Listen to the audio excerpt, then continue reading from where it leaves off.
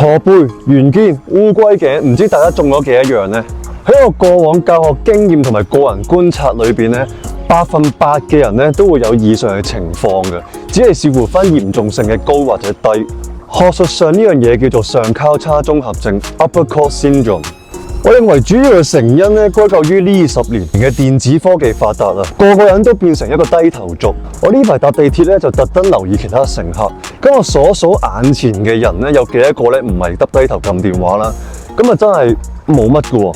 根據香港大學2016年嘅調查發現啦，74.8% 嘅兒童咧係每日用超過2小時嘅電子產品嘅喎。長時間維持不良姿勢咧，係讓香港居民咧更容易患上上交叉綜合症嘅喎。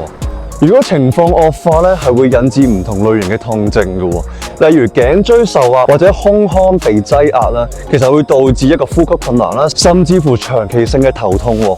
如果想解決呢個問題咧，快啲提醒自己保持一個良好嘅姿勢啦，記住挺胸、收腹、收下巴，然後就係放時間喺拉伸同埋強化肌肉嘅部分。